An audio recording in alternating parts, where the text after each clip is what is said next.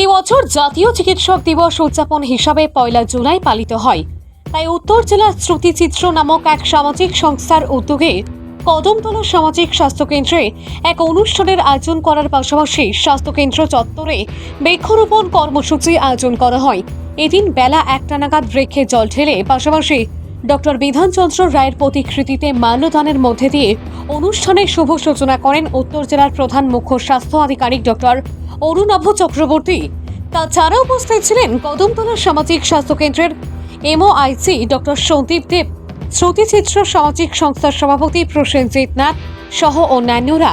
ভানুচন্দ্রের report, Assam prime network.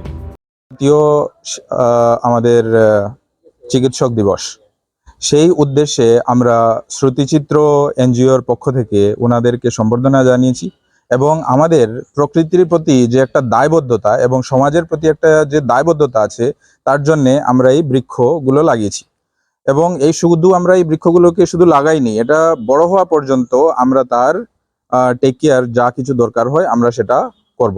এখানে আজকে আমরা এখানে তিনটি বৃক্ষ লাগিয়েছি, হরিতকি, অর্জুন আর বহেড়া, এবং ভবিষ্যতে আমরা অনেকগুলো নিম গাছের পরিকল্পনা আজকেই নেওয়া হয়েছে, সেগুলো আমরা এই হসপিটালের চত্বরেই পেছন দিকে অনেক কিছুটা জায়গা আছে, সেখানে আমরা লাগাবো। কৃষকদের সম্বর্ধনা এবং কৃতজ্ঞতা জানানোর জন্য আজকে 1 জুলাই হিসাবে আজকে যে চিকিৎসক দিবস, ন্যাশনাল ডক্টরস ডে, সেটা উদযাপন এবং ওনাদেরকে কৃতজ্ঞতা দেওয়ার খাতিরে আজকে আমরা অনুষ্ঠানটা অর্গানাইজ করেছি।